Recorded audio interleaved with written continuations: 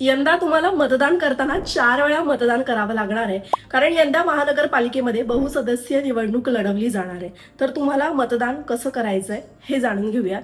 सगळ्यात महत्त्वाचं म्हणजे तुम्हाला 4ही ईव्हीएमची बटणं दाबणं कंपल्सरी आहे. जर त्यातलं एकही बटन चुकलं तर तुमचं मतदान ग्राह्य धरलं जाणार नाहीये. तर तुम्हाला ईव्हीएम मशीन्सचे 4 किंवा 2 मशीन्स त्या ठिकाणी दिसणार आहेत. तुम्हाला अ, ब, क, ड असं दिसेल त्या ठिकाणी. प्रत्येक जागेसाठी वेगळ्या उमेदवाराची यादी देखील असणार आहे. त्यामुळे उमेदवारांच्या संख्येनुसार ईव्हीएमची रचना देखील ठरवली जाणार आहे. अ जागेसाठी पांढरा रंग आहे, ब जागेसाठी गुलाबी रंग आहे, क जागेसाठी पिवळा रंग आहे, तर ड जागेसाठी निळा रंग दिला गेलाय. त्यामुळे तुमचा गोंधळ होण्याची शक्यता कमी आहे. त्याचप्रमाणे प्रत्येक ईव्हीएम वरती तुम्हाला उमेदवाराचं नाव दिसणार आहे, त्याचं निवडणूक चिन्ह स्पष्टपणे दिसणार आहे.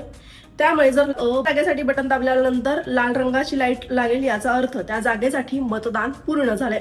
यानंतर तुम्हाला ब आणि क जागेसाठी मतदान करावं लागणार आहे. जर तुम्हाला चारीपैकी कोणत्या उमेदवाराला मतदान द्यायचं नसेल तर थेट नोटा दाबून द्या.